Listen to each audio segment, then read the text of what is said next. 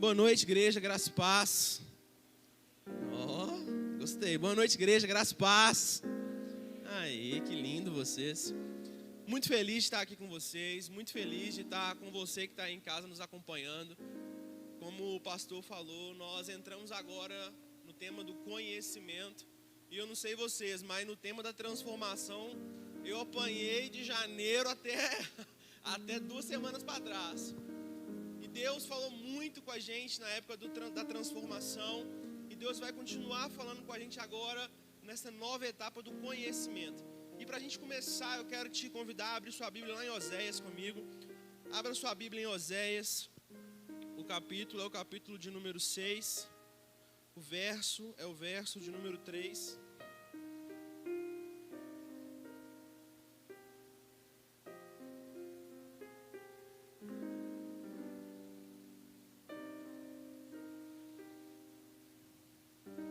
Oséias, o capítulo é o capítulo de número 6. O verso é o 3. Lá está falando assim: conheçamos o Senhor, esforçamo-nos por conhecê-lo. Tão certo como nasce o sol, ele aparecerá. Virá para nós como as chuvas de inverno, como as chuvas de primavera que regam a terra. Quando eu estava pensando em algo relacionado ao conhecimento, o Senhor tem ministrado algo no meu coração há um tempo, uma palavra no meu coração. Amém, estão me ouvindo melhor? E eu quero falar hoje sobre a importância do conhecimento. Repete comigo assim: a importância do conhecimento.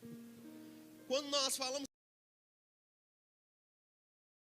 definição da palavra conhecimento, é uma coisa muito difícil de entender. No hebraico, no grego, estou brincando, não vou dar a definição de hebraico e grego. Mas o dicionário Aurélio que você tem lá na sua casa, fala que a palavra conhecimento significa ato ou efeito de conhecer. E quando nós vamos para a palavra do Senhor, lá em João 8, verso 32, abra comigo lá, rapidinho.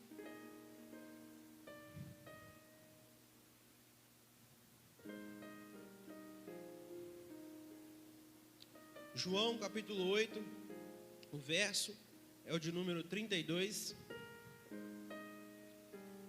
Lá está falando assim: e conhecerão a verdade, e a verdade vos libertará.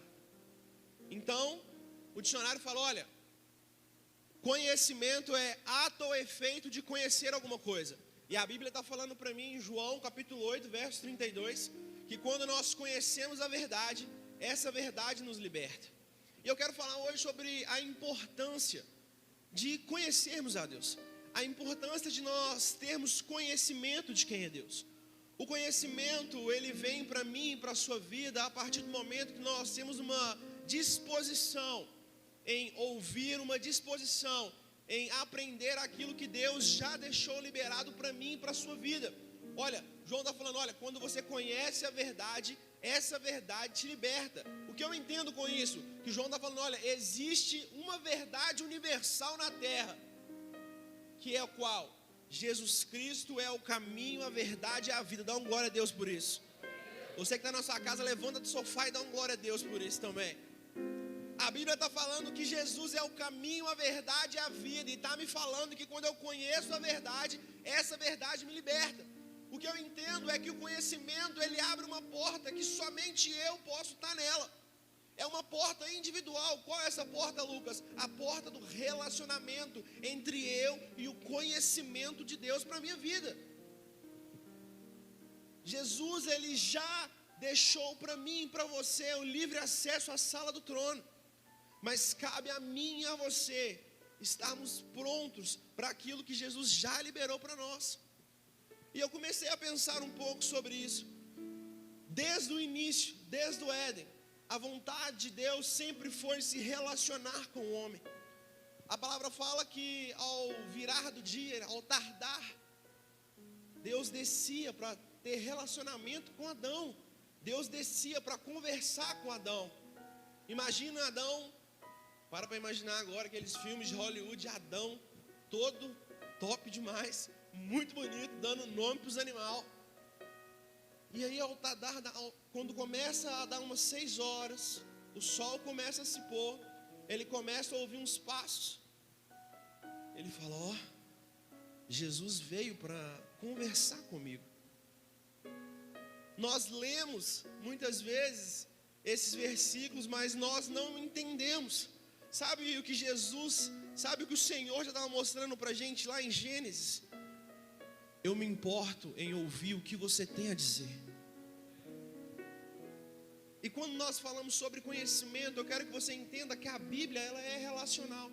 A Bíblia sempre está nos mostrando que Jesus quer nos conhecer e quer se tornar conhecido por você.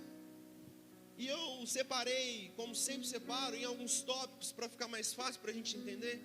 Eu separei 3 tópicos sobre o porquê é importante nós buscarmos o conhecimento.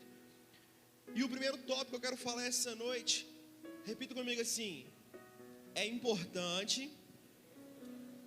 Todo mundo almoçou, repete bem forte comigo, hein? É importante eu conhecer o Senhor, porque quando eu o conheço, eu tenho fundamento. Eu separei em 3 tópicos, e o primeiro tópico que eu quero falar é a primeira importância que eu quero falar para a gente essa noite. Por que é importante, Lucas, eu conhecer o Senhor? Por que é importante eu adquirir conhecimento? Em primeiro lugar, o conhecimento ele vai te dar sustentação. O conhecimento ele vai te dar fundamento. Abra sua Bíblia comigo lá em Mateus capítulo 7.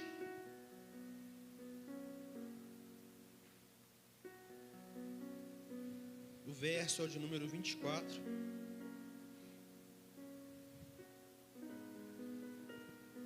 Mateus capítulo 7, o verso é o de número 24. Lá está falando assim: portanto, aquele que ouve as minhas palavras e as pratica é como um homem imprudente que construiu a sua casa sobre a rocha. Caiu a chuva, transbordaram os rios, sopraram os ventos e deram contra aquela casa, mas ela não caiu, porque tinha seus alicerces na rocha. Fala comigo: na rocha. Amém. Mas quem ouve as minhas palavras e não as pratica é como um insensato que constrói sua casa sobre areia. Caiu a chuva, transbordam os rios, sopram os ventos e deram contra aquela casa, mas ela caiu, e grande foi a sua queda. Vamos parar aqui. Primeira importância que eu quero falar a respeito do conhecimento. Por que é importante eu ter conhecimento, Lucas? Em primeiro lugar, o conhecimento ele vai te dar fundamento. Eu sempre falo isso nas minhas ministrações.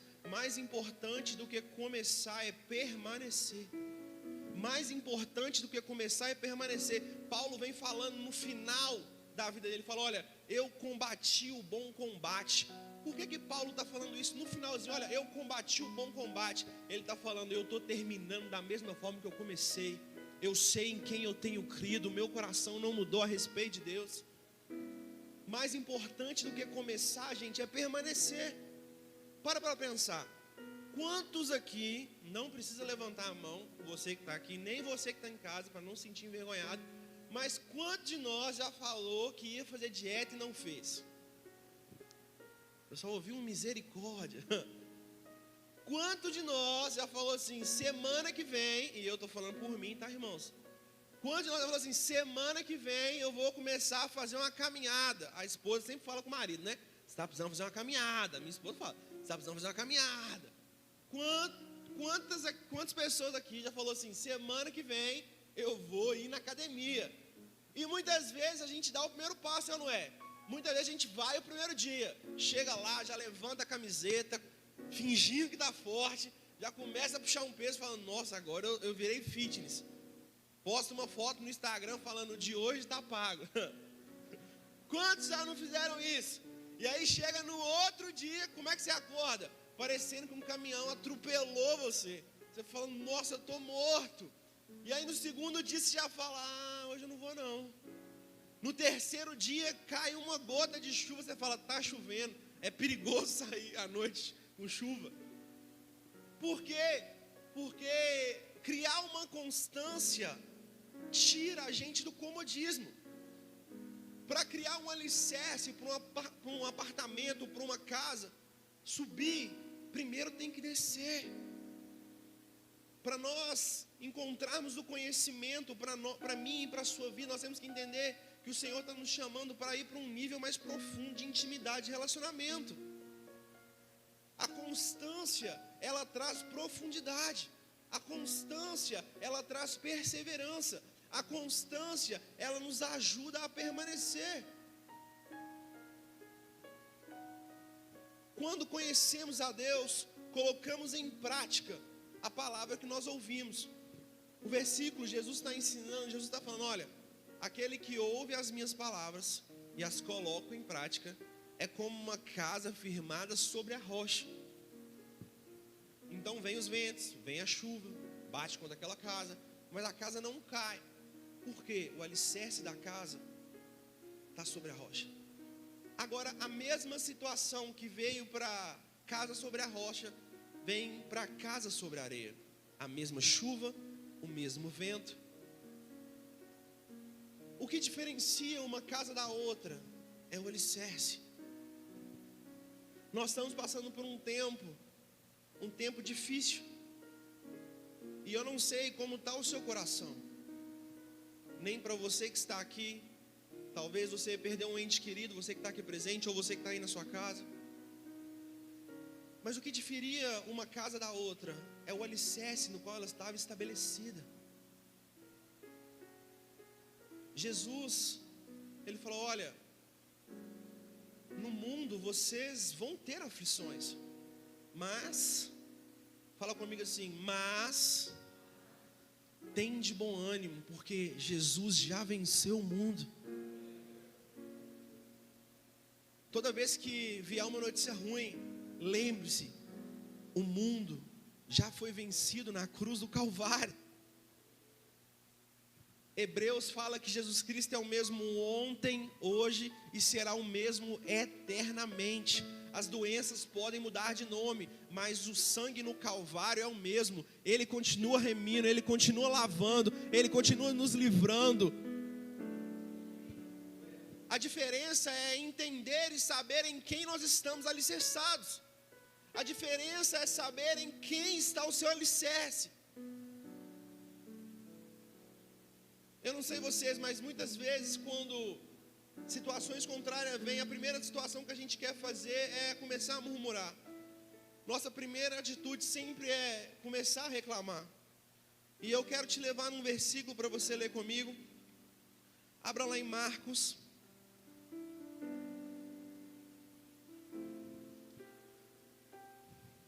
Capítulo 4. O verso é o de número 35.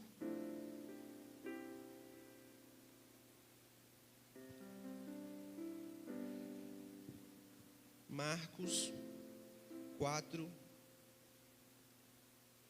o verso é o de número 35. Quem achou, dá uma glória a Deus aí. Lá está falando assim: naquele dia, ao anoitecer, disse Jesus aos discípulos: vamos para o outro lado. Deixando a multidão, eles levaram o barco, assim como estavam os barcos. Outros barcos também o acompanhavam. Levantou-se um forte vendaval e as ondas lançavam-se sobre o barco, de forma que o barco ia se enchendo de água. Jesus estava na polpa, dormindo com a cabeça sobre um travesseiro. Os discípulos acordaram o mestre e disseram: mestre, não te importa que morremos? Jesus então se levanta, repreende o vento e diz ao mar: aquieta-te, acalma-se.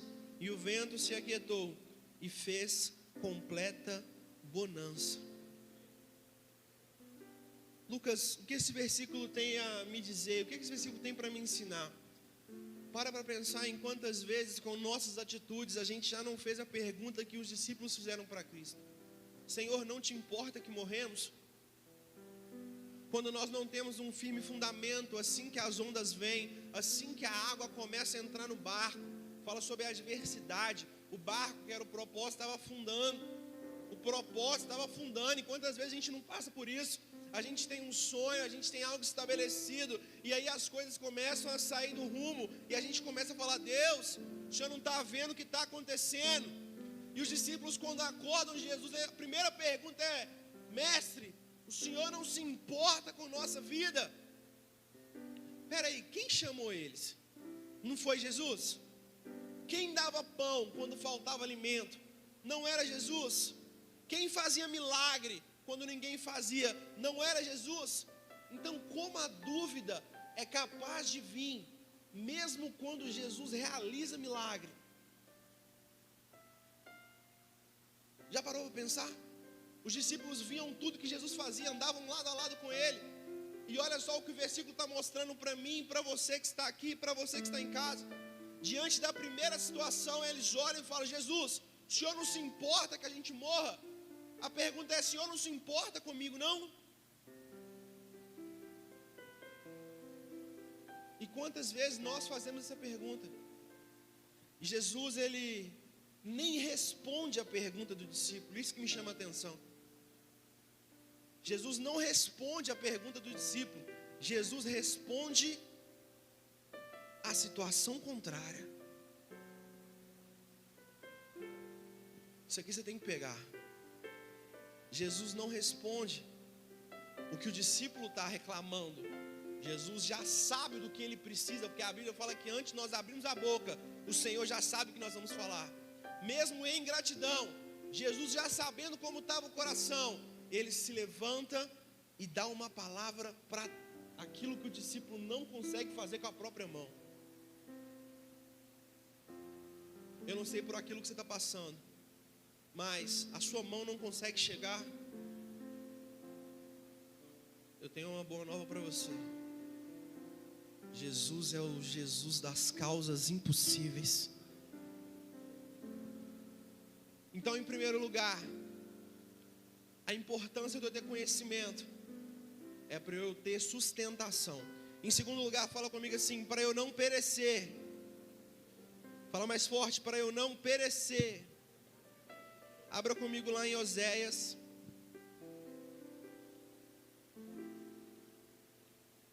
Oséias, capítulo 4.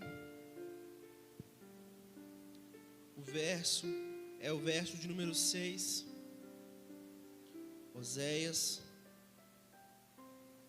capítulo 4. O verso é o verso de número 6. Lá está falando assim: olha, o meu povo foi destruído por falta de quê? Meu povo foi destruído por falta de quê? Conhecimento. Em segundo lugar, porque é importante, Lucas, eu obter conhecimento? Em primeiro lugar, para você ter fundamento, sustentação. Em segundo lugar, para você não perecer. Oséias está falando: olha, o meu povo tem perecido porque falta conhecimento. Nós sabemos que conhecimento é tomar ciência de alguma coisa. E Oséias está falando: olha, quando falta conhecimento, o povo perece. O que isso tem a dizer para mim e para a sua vida nos dias de hoje? Quando falta conhecimento na minha e na sua vida, falta direção de Deus. Muitas vezes nós estamos vivendo tão na correria, nós passamos dias e dias sem tirar um tempo com o Senhor, passamos dias e dias sem buscar o conhecimento de Deus para a minha vida. E quando falta conhecimento, falta direção. Por que o povo estava perecendo? Por que o povo estava se perdendo? Deus, Ele tinha mudado? Não. Deus continuava sendo bom? Continuava sendo bom. O que mudou? A atitude de Deus ou o ouvido do povo? O que mudou? O coração bom de Deus ou o ouvido dos filhos? Nós precisamos entender que o conhecimento, ele vai nos levar à direção. Quando Deus dá uma direção, embaixo do conhecimento, nós vamos ser contemplados por ela. Amém? Por exemplo, olha só. Segunda-feira, não sei se você estava aqui, mas se você não estava, você perdeu. nós tivemos uma aula de prosperidade bíblica. Quem estava aqui, dá um glória aí. Não, você vai fazer figa na pessoa que não veio e vai fazer figa na pessoa que está lá em casa, vendo lá, ó. Quem estava aqui, dá um glória a Deus. Gente, vocês não têm ideia que aula que foi aquela. Eu cheguei em casa, eu e minha esposa, a gente falou, meu Deus, a gente está fazendo tudo errado na nossa vida. Nós estamos gastando só com comida e pizza, minha filha, vamos melhorar. Olha só, o povo perece porque falta conhecimento, não é?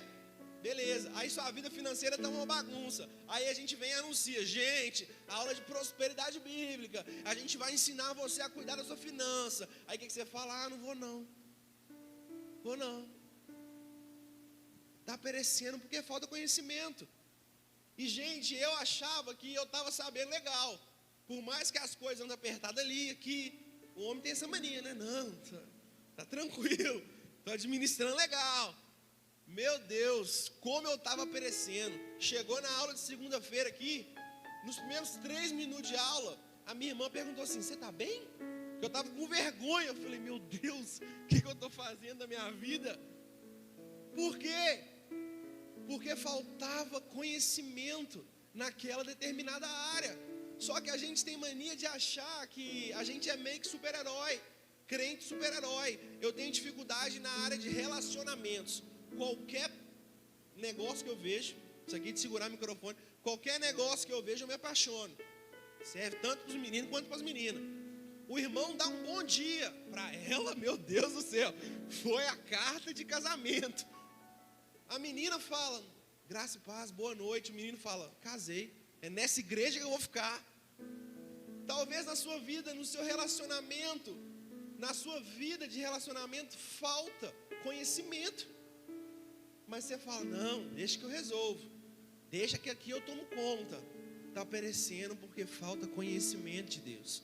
Talvez na sua vida espiritual, você está lá tempo sem fazer devocional, está lá tempo sem ter um tempo de intimidade com Deus.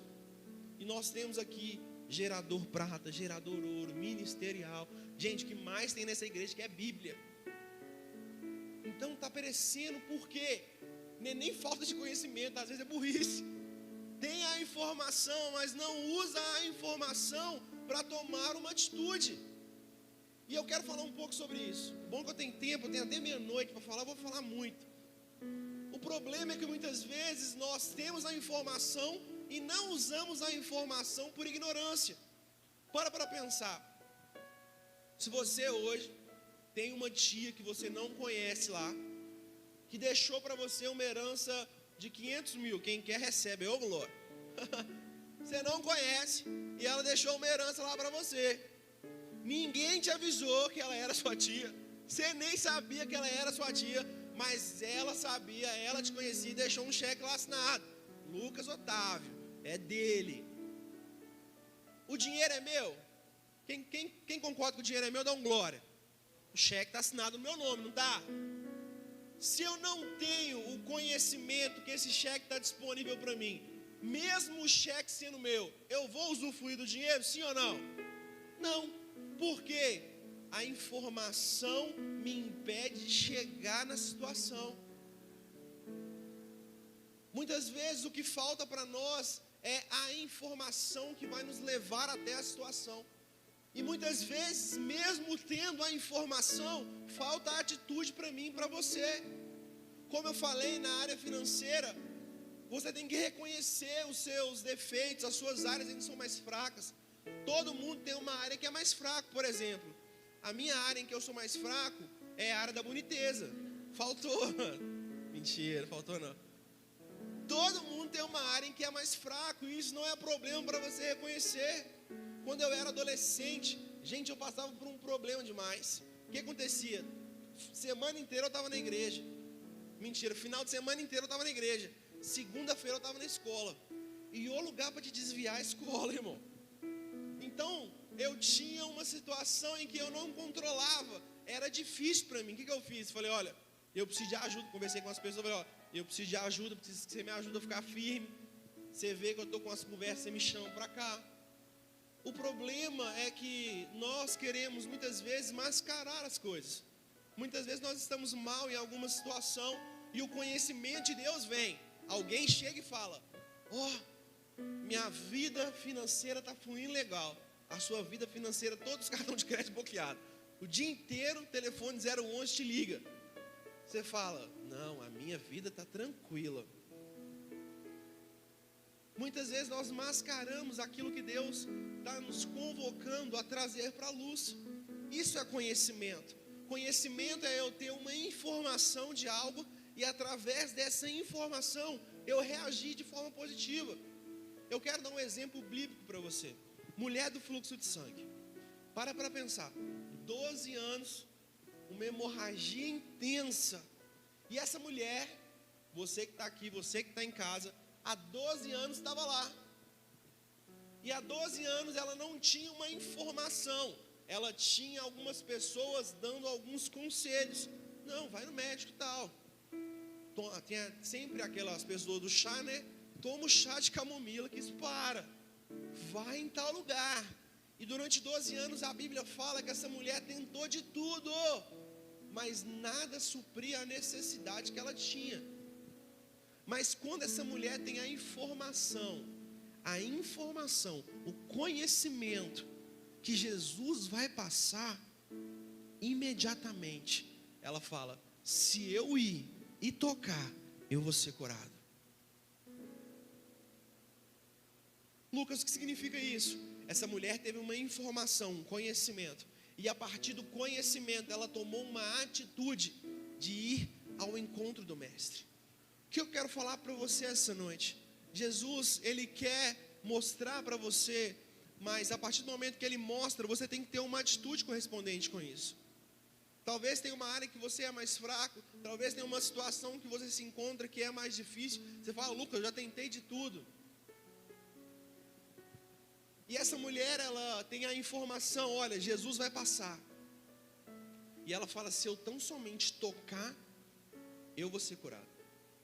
E o que me chama a atenção é que Jesus fala: olha, alguém me tocou. E todo mundo brinca com Jesus e fala: ah, Jesus, é lógico que alguém te tocou, a gente está numa multidão. Mas Jesus fala: mas alguém me tocou de uma forma diferente, porque de mim saiu virtude. O que eu quero te dizer com isso? Todo mundo pode tocar, mas existem aqueles que tocam de uma forma diferente. Quando Jesus está falando para mim e para você a respeito do conhecimento, nós precisamos ser firmes, ter fundamento, e que nós precisamos ter o conhecimento, nós precisamos entregar o nosso coração para Ele. Nós precisamos entender que Cristo está nos chamando para um nível de intimidade mais profundo. Nós precisamos entender que Cristo está nos chamando a tomar uma posição com Ele. O conhecimento já está disponível para mim e para você. Jesus Cristo morreu numa cruz por mim e por você. Dá um glória a Deus por isso. Mas como nós vamos reagir? Será que nós temos andado em uma vida de profundidade? Será que nós temos tomado atitude para não perecer? E eu quero te convidar a ficar sobre os seus pés.